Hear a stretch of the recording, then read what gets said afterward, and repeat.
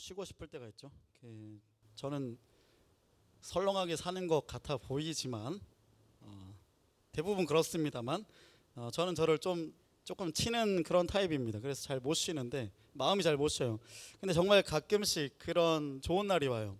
설교도 빨리 써지고 설교가 없는 주가 있기도 하죠. 그래서 온 우주가 나를 부어서 애들도 이렇게 다 나가서 우리 집 여자 3명이 나가서 노는 그런 날도 있습니다. 이날은 하나님이 야, 너 열심히 살았다. 너 맹장도 없는데 너 좀 쉬어 하는 그런 음성이 들립니다. 그러면 주님 감사합니다. 저 좀 쉴게요 하고 재빨리 헉헉거리면서 짐을 챙겨가지고 집으로 갑니다. 근데 옆에 누가 있으면 뭐 이런 거 좀 짐 막 챙기면 목사님 급한 일 있으세요? 아니 집에 아무도 없대 하고 집에 딱 갑니다.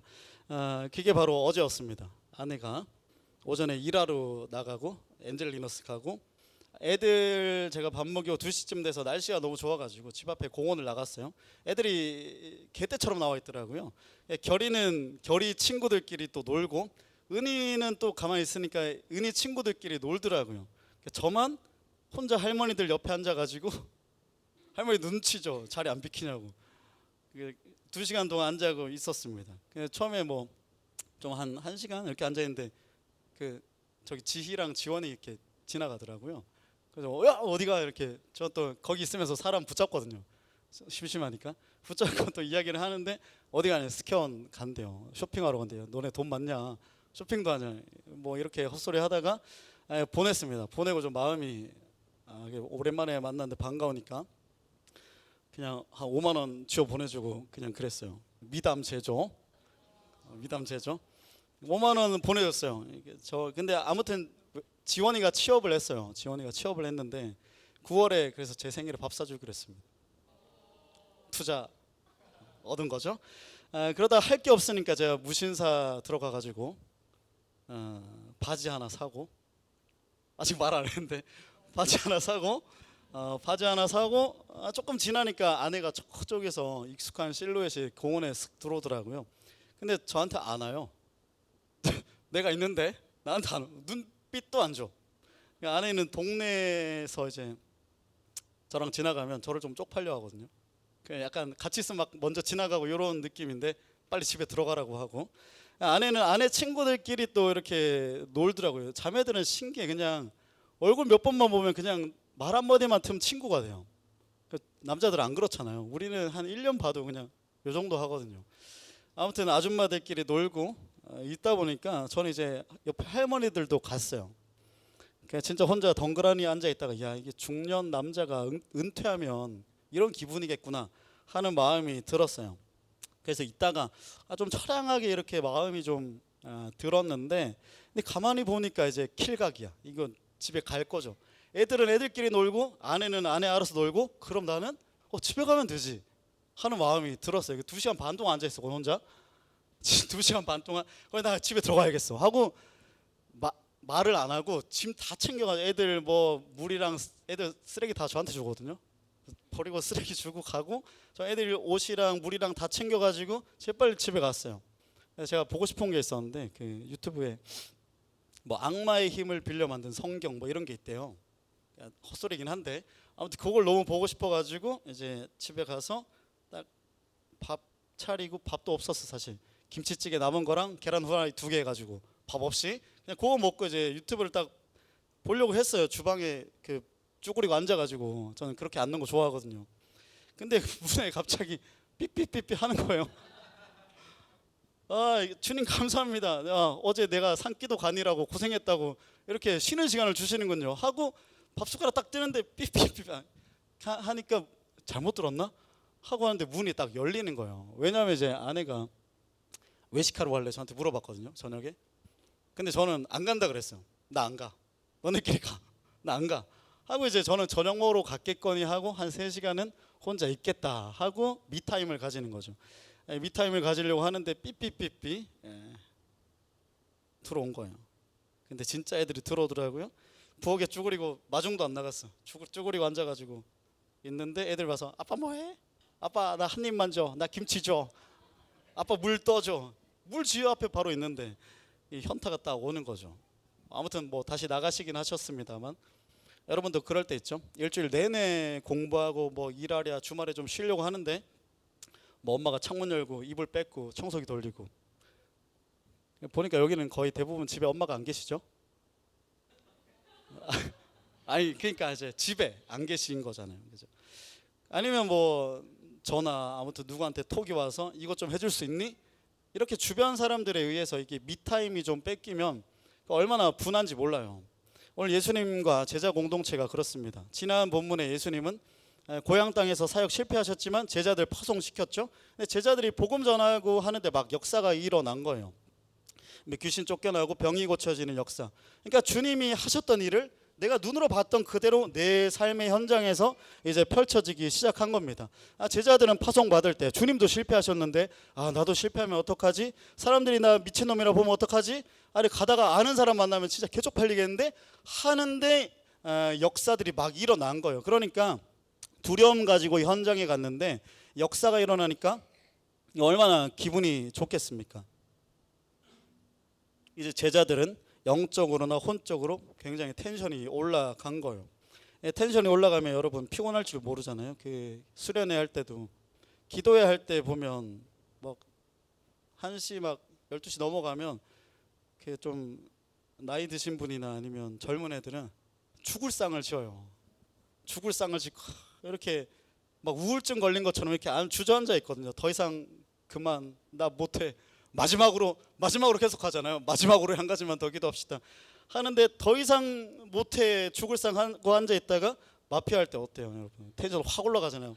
너 마피아지 하면 나 아니라고, 나 아니야. 심지어 옛날에 찬양팀 수련회 갔을 때는 마피아 아니라고 우는 사람도 있었으면 가증스러운 그 눈물. 근데 실제로 마피아였어. 그냥 나 아니야, 시민이야, 나 엄마 건다, 막 눈물을 흘리는 거죠. 기도할 때나 그렇게 하면 좋을 텐데.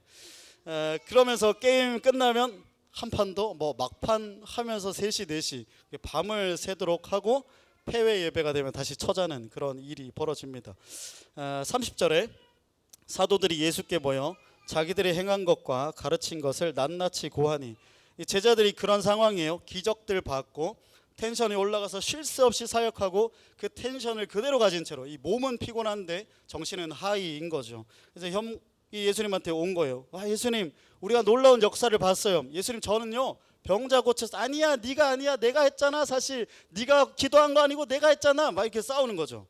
예수님 앞에 쫑알쫑알 하는 거예요. 예수님 얼마나 피곤하겠어요. 지금 혼자 사역 감당하고 있는데 제자들까지 와서 쫑알쫑알 하는 거죠. 그래, 그렇구나.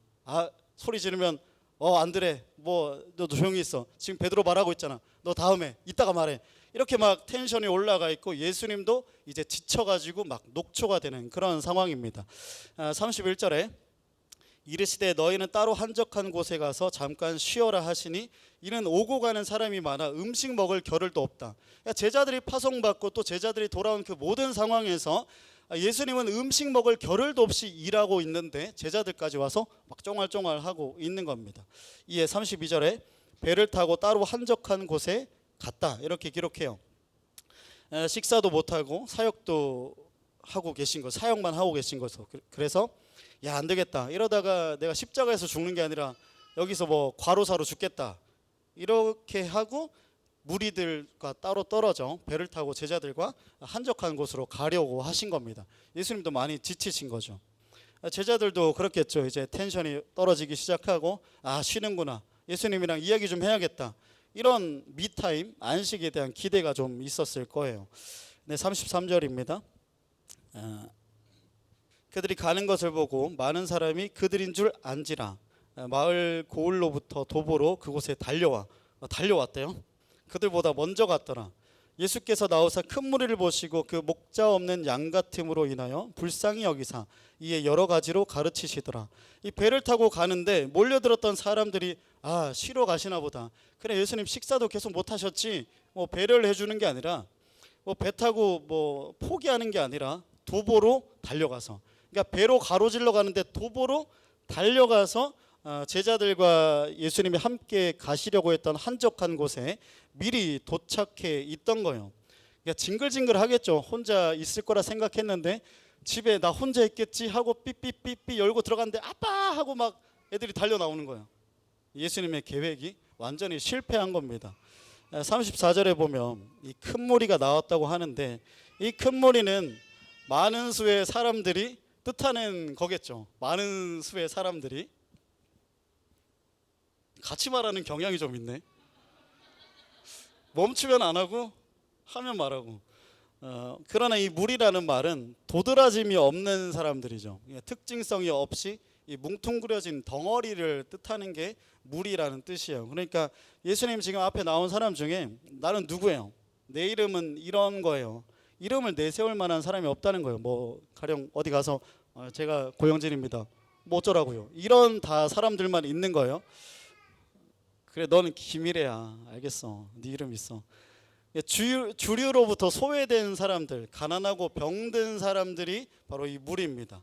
그리고 성경은 이 사람들을 목자 없는 양 같다고 표현해요. 이 목자 없는 양은 버림받은 그런 사람들이죠.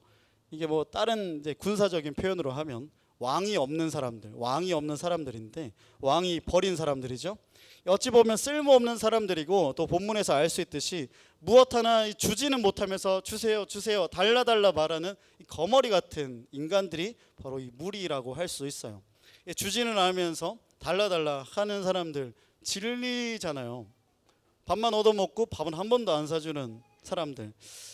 그런데 주님 마음으로 뭐 우리가 한두 번은 주지만 세 번, 네 번 하면 좀 어렵잖아요. 동네에 또 강아지 한 마리 웡 하면 같이 공명하듯이 괜찮았습니다, 여러분. 저는 괜찮아요, 여러분. 두세요, 그냥. 예수님은 이제 어떻게 반응하십니까? 아우, 이 징글맞은 새끼들 좀 놔. 저희 집 앞에 태권도 도장이 있는데 그 인솔을 해가요, 학교 앞에서. 근데 애들이 막 집어당기잖아요. 애들이 청년 혈기 있는 그 선생님은 진짜 빡치니까 좀 놔라고. 그 애들 쪼는 것도 잠깐이야. 미친놈들이 거머리 같은 놈 다시 붙어가지고 5초만 지나도 그런 거죠. 예수님도 충분히 그럴 만한 상황인 거예요. 예수님 그런 사람들인데, 근데 예수님은 이 거머리 같은 애들 보고 목자 없는 양 같은 그들을 보시고 불쌍히 여기셨다 해요. 얼마나 짜증 나겠어요. 달라붙는 막 옷 땡기고 바지 잡아 당기고 그 사람들을 짜증 내시는 것이 아니라 불쌍히 여기셨다 기록해요. 이 불쌍히 여기셨다는 말이 헬라어로 스플랑크 니조마이라고 해요. 스플랑크라고 하는데, 이 창자가 끊어지는 고통이 불쌍히 여기셨다입니다. 예수님은 이 거머리 같은 인간들을 보시며 짜증나는 것이 아니라 창자가 끊어지는 것 같은 고통을 느끼셨다라는 거예요. 예수님은 육신의 피곤함이나 이 정신적인 스트레스보다 이 무리가, 자기 앞에 나온 무리가 목자가 없음으로 인하여 고통받으셨던 거예요. 내가 피곤한 것보다 이 무리가 목자가 없는 것이 예수님께는 더 고통스러우셨다는 것입니다. 예수님은 그렇게 자기의 고단함을 뒤로하고 무리들을 다시 맞아주십니다. 이 고단한 예수님, 이 고단한 제자 공동체, 그래서 쉬러 가는 것이 예수님의 계획인데 예수님은 이 양무리를 다시 받아주신 겁니다. 왜냐하면 그분에게 중요한 것은 내가 아니라 저 사람들이었기 때문이에요. 내가 중요한 사람은 남을 돌보지 못하죠. 그러나 예수님께 중요했던 건 자기 자신이 아니라 바로 내 앞에 있는 타자, 연약한 이웃이었던 것입니다. 지금 예수님은 사람 때문에 그 사람을 향한 사랑, 창자가 끊어질 듯한 마음으로 예수님의 계획을 변경하신 거예요. 하나님이신 예수님께서 자기의 뜻을 사람으로 인해 꺾으셨다는 말입니다. 대단하죠? 일개 사람이 뭐 특별히 대단한 사람, 권세 있는 사람, 사역에 도움될 만한 사람, 돈 있고 힘 있는 사람이 아니라 세상으로부터 버림받은 돈 없는 사람, 소외된 사람, 힘도 능력도 없는 무능한 사람, 데리고 다녀봐야 짜증만 나는 거머리 같은 그 사람으로 인해 예수님이 그 신적 계획을 꺾어버리신 거예요. 그래서 어떤 표현에 의하면 기독교의 신은 사람의 포로다. 악한 권세나 음부의 권세, 세상의 어떤 권세도 그분의 보좌를 단 1인치도 움직일 수 없지만 미련하고 약하고 심지어 악하기까지 한 사람으로 인해 그분의 보좌가 움직인다는 거예요. 그러므로 주님께서 우리의 기도를 들으시는 까닭은 주님은 우리의 포로가 되셨기 때문이에요. 악한 권세는 하나님은 단 1인치에 그분의 뜻을 변경하지 않고 신실하게 그분의 뜻대로 임하시고 일하시지만, 그러나 연약하고 도움되지 않는 거머리 같은 우리의 인생들을 위하여서는 당신의 뜻을 철회하시고 우리를 받아주시는 하나님이라는 거죠. 사람이 실제로 하나님을 쥐락펼 만한 힘이 있다는 게 아니라 목자를 없는 양들을 불쌍히 여기시는 그 마음, 그 예수님의 신적인 긍휼이 스스로 자처하여 사람의 포로가 되신 겁니다. 그렇게 주님은 자신의 계획, 스케줄을 포기해 버리는 거죠. 우리는 복잡다단한 현대 사회를 살아가기 때문에 여러분 구글 칼렌더나 아이폰 칼렌더 이런 거 쓰시잖아요. 스케줄링을 할 때 내가 계획한 것, 나를 중심으로 스케줄링을 좀 하잖아요. 이때는 가령 나의 업무가 있고, 저 같은 경우는 금요일 날 설교를 써야 하니까 사람을 안 만난다든지 스케줄을 비운다든지 그런 식인 거죠. 그 사람의 스케줄이나 시간, 계획 일정을 보면 그 사람의 마음의 중심에 무엇이 있는지를 알게 돼요. 그러니까 사람의 스케줄은 어디서 나오느냐? 사람의 마음 중심에서 난다는 거예요. 여러분, 약속 잡을 때 내가 좋아하는 사람이면 조금 힘들어도 시간을 잘 내주잖아요. 어제 주영이가 같이 저녁을 먹기로 했는데, 주영이가 저녁에 밥을 먹으려고 했는데 목이 아파서 못 만나겠대. 그래서 사람의 마음의 중심이 어디에 있는지를 아는 거죠. 아팠겠지. 어쨌든 간에 그건 그렇지, 아플 수 있지. 어쨌든 사람의 마음의 중심에 스케줄링을 하는 거 보면 어디에 놓고 있는지를 알게 되는 거예요. 약속 잡을 때 실제로 이제 시간을 낸다는 건 사실 그런 거죠. 꽤나 여러분 내 스케줄을 망쳐야 하는 일이죠. 내가 이렇게 계획을 했는데 누군가 갑자기 들어온다는 건 꽤나 많은 스케줄을 망쳐야 하는 거죠. 가족과의 시간도 내려놓고 익숙치 않은 거리를 이제 가야 하는 불편함, 어디서 먹을지 여러분 서칭을 해야 되잖아요. 만날 때는 그런 거 꽤나 많은 애씀이 필요해요. 그러나 내가 좋아하는 사람이면, 내가 소중하게 여기는 사람이면 기꺼이 그 시간을 내어주지 않습니까? 함께 밥 먹기를 자처하잖아요. 그런데 내가 아니라 목자 없는 무리들, 그러니까 사람에 의해 자기 인생의 행로가 결정된 것이 바로 예수님의 삶, 예수님의 스케줄이었던 거예요. 이 삶에서 연약한 사람, 어려움에 빠진 사람, 목자 없는 양 같은 사람들을 위해 자신의 스케줄을 선택하는 것이 바로 그리스도인이라고 말하는 거예요. 우리는 특별히 제가 추세를 보면 요즘엔 그 60대 지금 이상 되시는 분들은 가정보다는 일이 중요한 세대 같아요. 그러나 지금 30대 40대 젊은 부부들을 보면 다른 어떤 것보다 사실 가정이 중요해요. 가정 중심의 세대가 된 거죠. 굉장히 좋은 면이지만, 그런데 사실은 가정도 나의 연장이거든요. 나의 연장, 내 바운더리 안에 있어요. 그래서 사실은 요즘에 지금 저기 교회 제 동기가 그 신혼부부 담당하고 있거든요. 신혼부부 담당 목사님들은 대대로 뭘 할 수가 없어요. 가정의 스케줄이 너무 꽉 차 있어서 성경 공부를 해도 가정 모임, 뭘 해도 가정 모임, 어디 캠핑 가자 해도 가정 모임, 아무것도 못하는 게 사실 7지역이래, 미안합니다. 신혼부부 이제 그 사역의 이제 현장이에요.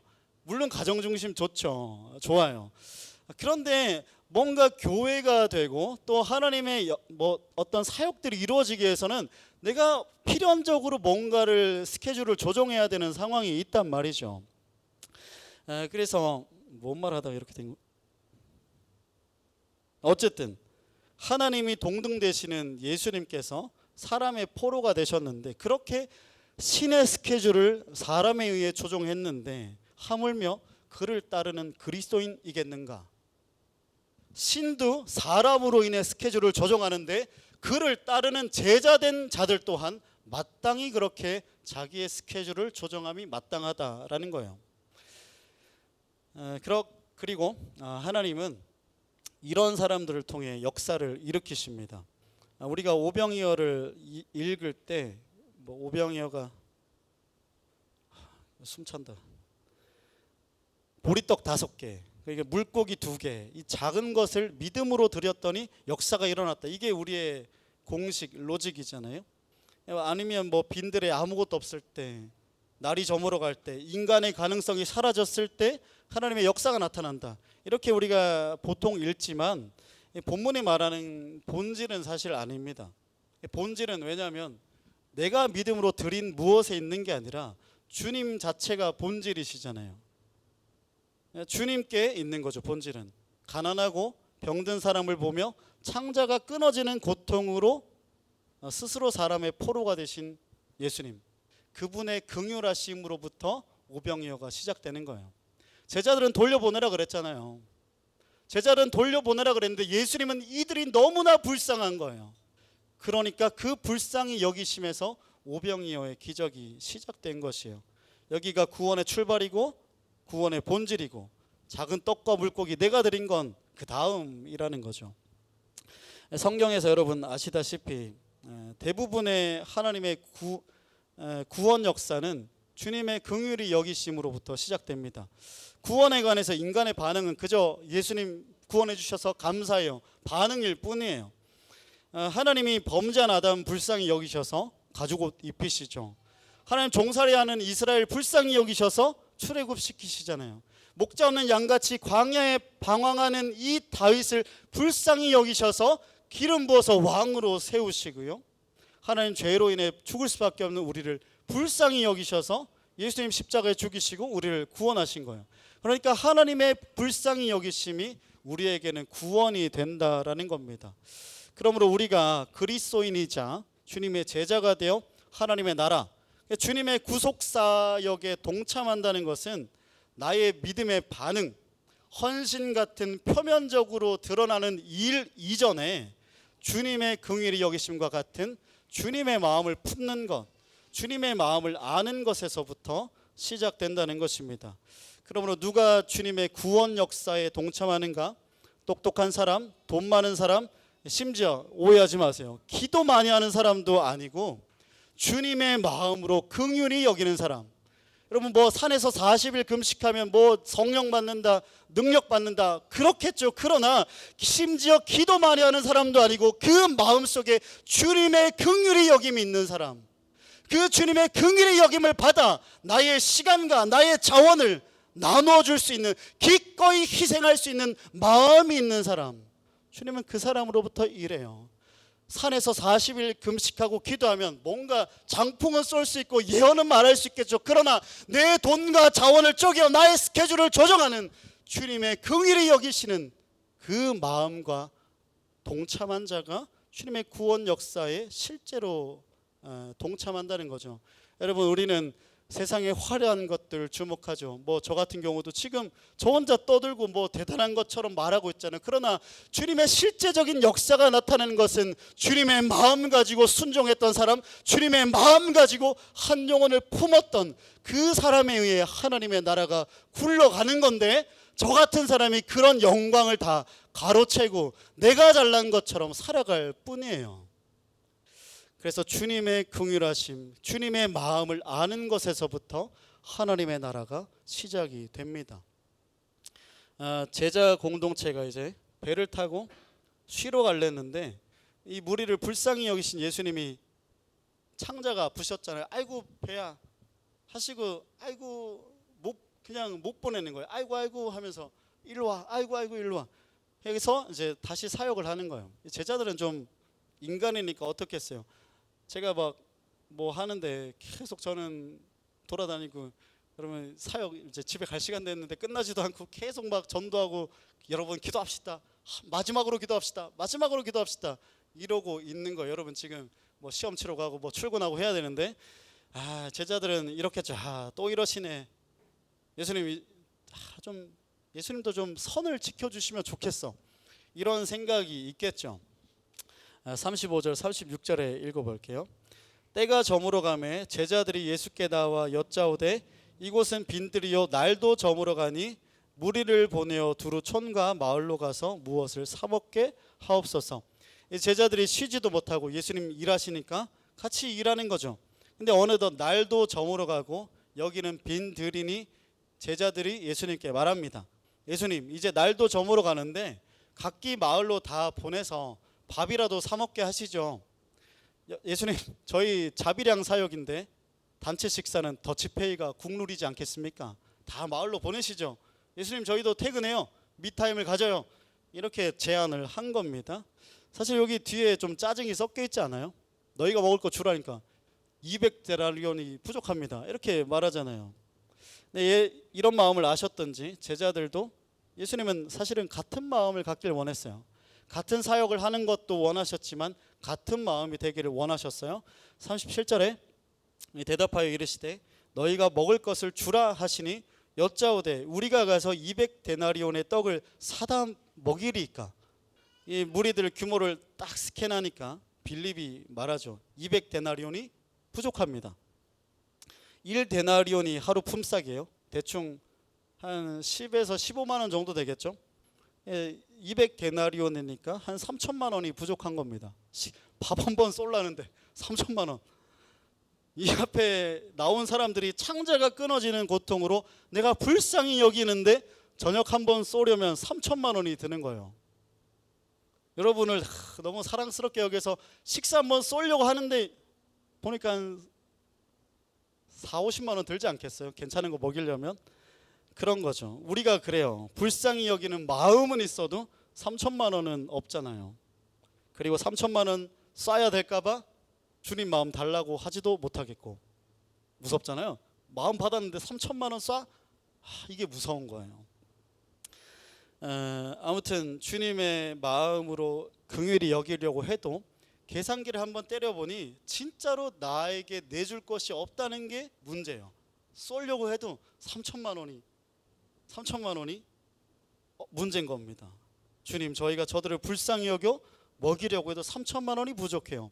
주님, 정말로 주님 마음으로 돕고 싶지만 저희는 가진 게 없어요. 이게 우리들의 실존이에요. 우리는 이 빌립과 같이 계산기를 때리며 살아갑니다. 여러분, 근데 엑셀, 요즘 엑셀도 주잖아요. 그 자기 개발이나 그 재테크하는 어떤 유튜버들 팔로우하면 계산하라고 엑셀 파일도 이렇게 주거든요. 가계부 쓰라고 이렇게 하면서. 근데 여러분, 계산해봤을 때, 여러분 수입과 지출 이런 거 가계부를 작성했을 때, 그리고 여러분의 미래를 한번 내다봤을 때 계산하면 늘 부족하지 않으세요? 여러분의 인생, 결혼하고 차 사고 집 사려고 계산해봤더니 12광주리가 남네? 이런 적 있으세요? 한 번도 없잖아요. 이번 달도 부족하네잖아요. 저도 이제 교회 개척하고 나서 계산기 때려보면 늘 부족해요. 늘 부족합니다. 이게 실제로 부족한 것도 있지만 그런 거죠. 전에는 이 정도면 되겠지 계산해 봤더니 조금 가지고 나면 늘 부족해요. 왜냐하면 내가 가진 것보다 나의 욕망이 더 빠르게 커지기 때문입니다. 처음에 이제 개척하기 전에는 진짜 개척만 하면 좋겠다. 개척만 하면 좋겠다. 그냥 남동공단의 빈 공장이라서도 빌려서 예배드리면 좋겠다. 이런 생각이었어요. 빈 공장에서 깡통 있는 데서 예배드리면 좀 낭만도 좀 쇳가루 날리고 그런 멋이 좀 있잖아요. 그러나 이제는 여기도 아니고 저 대로변에 스타벅스 맞은편에 가면 좋겠다. 여기 너무 외진 것 같아. 저기 대로변에는 2층에 월세가 180만 원인데 관리비까지 하면 안 되겠는데 계산을 때리는 거 늘 부족하다 저에 말하고 있는 거예요.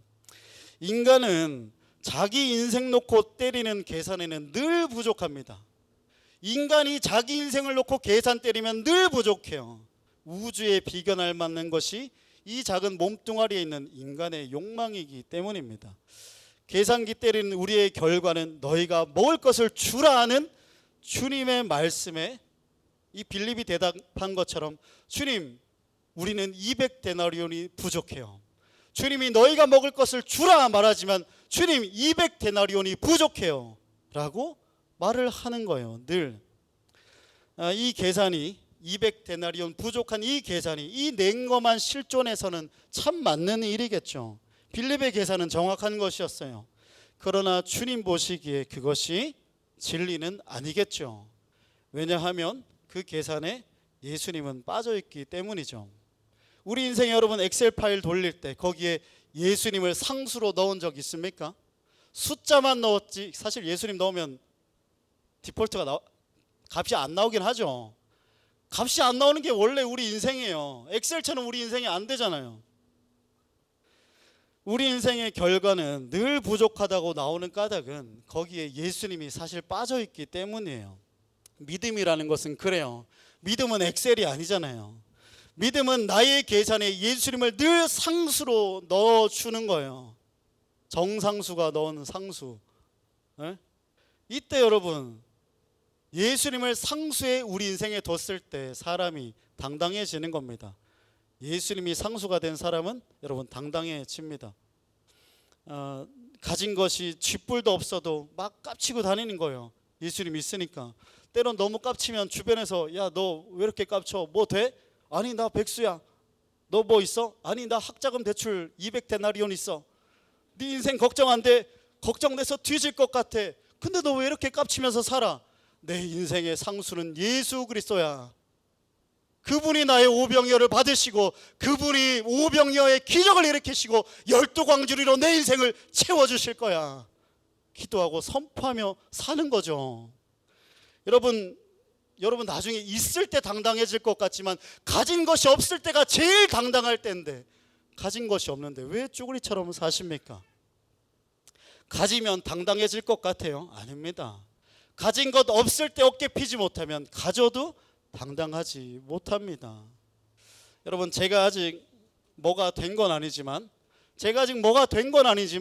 제가 정말 믿으며 사는 것은 저는 뭐가 될 거예요.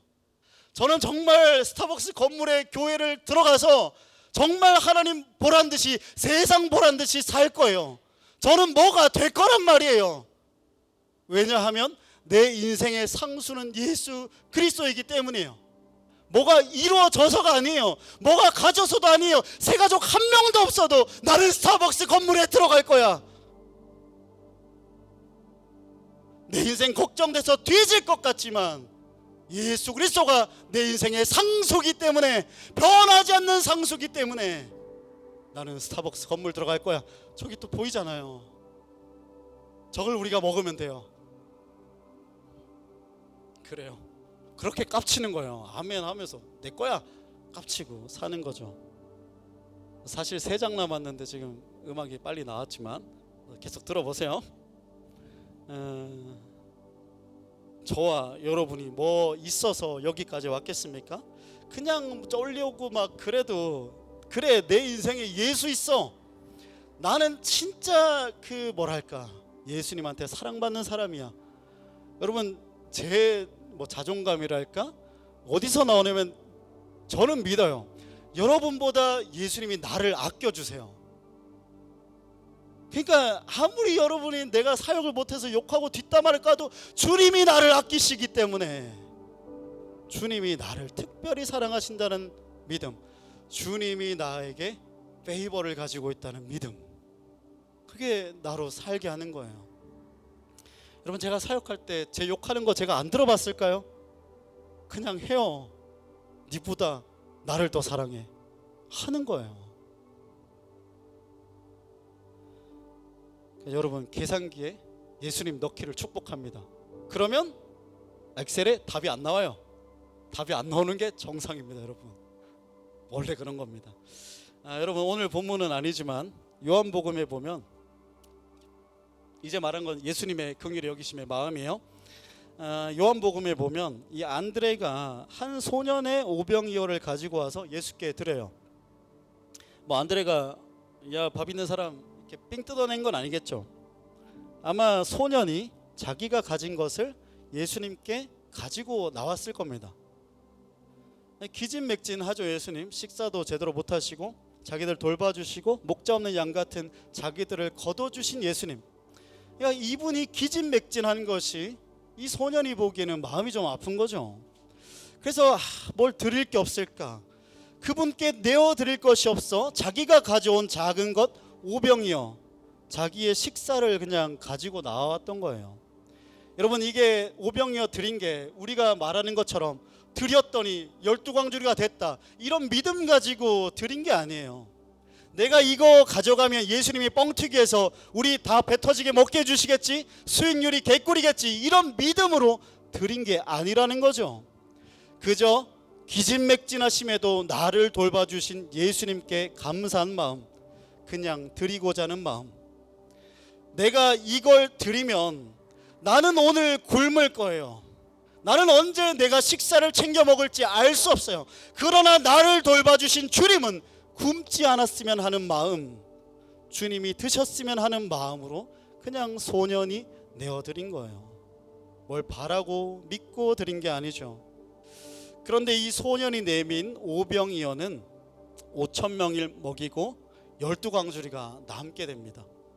이 목자 없는 양들을 불쌍히 여기신 예수님의 마음과 그런 주님이 굶지 않았으면 좋겠어서 그저 드리고자 했던 소년의 마음, 예수님의 마음과 소년의 마음, 이 두 마음이 만나 오늘 본문 오병이어의 기적이 일어난 것입니다.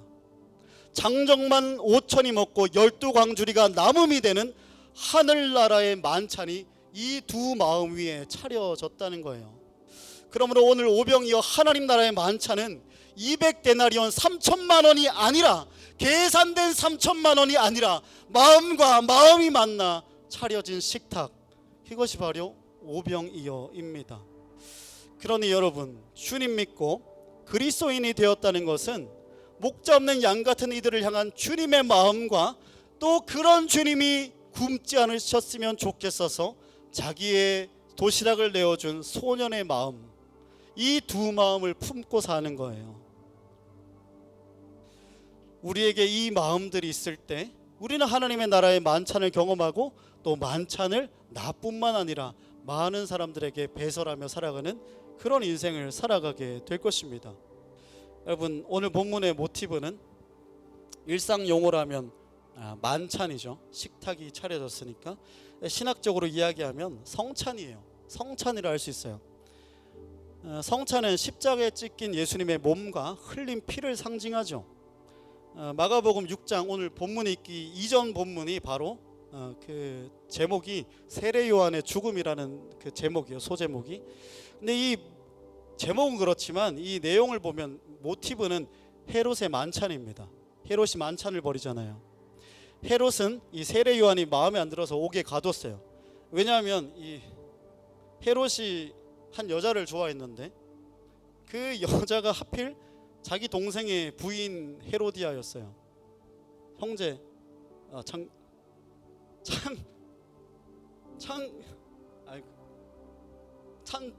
그치. 둘째가 좀 미안합니다. 어쨌든 간에 그런 상황이 벌어진 거예요. 그러니까 이 전통적인 사회에서 얼마나 이것이 질책거리가 되겠습니까? 근데 자기도 헤롯도 유다 지역에 이제 있는 사람이니까 그 지역의 문화를 알겠죠. 그런데 그냥 이 욕망에 눈이 멀어 그렇게 취한 겁니다. 뺏은 거죠. 근데 이 헤로디아도 빌립보단, 그러니까 빌립인데 동생이, 헤롯이 더 좋았던 것 같아요. 짐승남 멋져. 뭐 이런 날 빼앗아? 그래, 나는 강한 남자일 것이야. 뭐 이런 헤로디아가 이렇게 홀로하고 간 거죠. 근데 이 세례 요한이 그거 보고 가만히 두겠습니까? 뭐 보세요, 이제 수련회 나온 사람한테도 이 독사의 자식들아 회개, 뭐 이런 놈들인, 이런 사람이 세례 요한인데 그렇게 불륜을 저지르는 그 헤롯에게 가만히 있었겠습니까? 너는 독사 곱하기 독사야. 쟤는 왕이 아니라 그냥 개쓰레기 같은 놈이야. 맨날 설교를 주일날 하는 거예요. 헤롯이 지지율이 떨어지게. 그러니까 헤롯이 이제 빌미를 가지고 세례 요한을 옥에 가둔 건데, 근데 선지자니까 지지가 있으니까 죽이진 못했어요. 근데 이 헤로디아가 이 요한이 마음에 안 들었던 거예요. 헤롯의 생일이 돼서 의례에 그렇듯이 힘 있는 자들의 만찬이 배설됩니다. 헤롯이 술을 먹고 야 오늘 기분 좋다 하고 있는데 헤로디아의 딸 이 살로메가 나와서 모르겠어 어떻게 춤을 춘 거예요.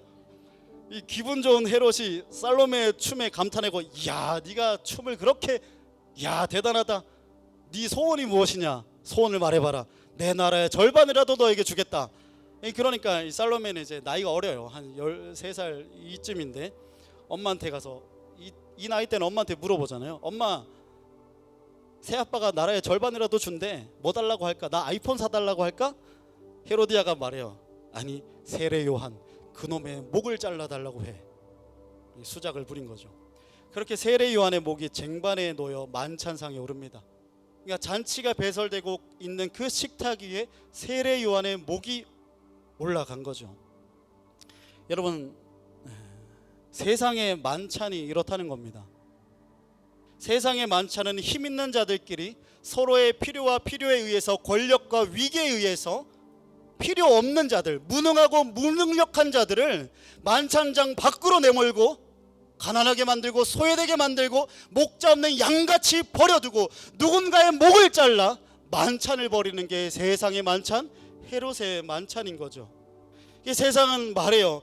네가 이 만찬장의 왕의 식탁에 참여하기 위해서는 네가 요한의 목을 잘라가지고 와.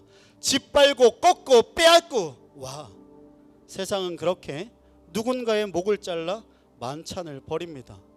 그러나 본문이 바로 이어서 말하는 오병이어의 본문은 그렇지 않다는 거예요. 주님이 베풀어 주시는 만찬은 그렇지 않다는 겁니다. 헤롯은, 세상은 네 목을 잘라 만찬을 벌이지만 우리 주님의 만찬은 네 목이 아니라 도리어 자기 몸을 찢어 너에게 만찬을 베풀어 주신다. 헤롯은 네 목을 자르지만 예수는 자기 몸을 찢어 너에게 만찬을 베풀어 주신다는 거예요. 세상은 네 목을 잘라서 쟁발에 담고 조롱거리로 만들지만 우리 주님은 자기가 창자가 끊어지는 고통으로 목자가 없음으로 기진맥진한 너를 불쌍히 여겨 주신다는 거죠. 세상은 너의 소중한 것을 빼앗고 약탈하고 줄이게 할 것이지만 주님은 도리어 아무것도 없이 달라고만 하는 너에게 자기의 몸을 주며 자기의 피를 주어 너를 배부르게 해주실 것이다. 주님은 배부르게 하실 뿐만 아니라 12광주리를 넘치게 너에게 안겨주시는 분이시다. 그러니 목마르고 줄인 너는 헤롯이 아니라 예수께로 가라. 예수께로 가라. 그분이 너에게 배불리 먹여주실 것이다. 여러분, 계산기 때려도 부족한 인생을 채우기 위해 무엇의 목을 잘라 헤롯의 만찬장에 가져가고 있습니까? 혹시 여러분의 믿음? 혹시 여러분의 사랑? 그렇다면 결국에 목이 잘려 올라가는 것은 당신일 것입니다. 그러므로 주님 오늘 우리에게 말씀하십니다. 오호라, 너희 목마른 자들아 물로 나오라. 돈 없는 자도 오라. 너희는 와서 사 먹되 돈 없이 값 없이 와서 포도주와 젖을 사라. 부족한 인생아, 배고프고 목마른 인생아, 너는 네 목을 잘라버릴 헤롯이 아니라 목자 없는 양 같은 너를 보며 창자가 끊어질 듯 불쌍히 여기는 참을 수 없는 나에게로 오라. 늘 목마르고 허기진 여러분, 엑셀 파일 어떻게 하면 뭘 줄일까 하지 마시고 주님께 가십시오. 주님이 여러분을 먹이실 것입니다. 먹이는데 부족하면 자기 몸을 찢어서라도 여러분을 먹이실 것입니다.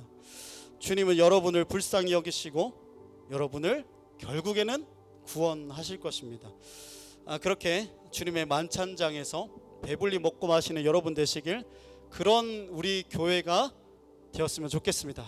우리가 뭘 하려고 하니 3천만 원이 부족해요가 아니라 믿음으로 오병이어 주님께 드리고 이 세상의 많은 영혼들 가운데 헤롯이 아닌 주님의 만찬을 배설할 수 있는 그런 교회, 그런 성도가 우리가 되었으면 좋겠습니다.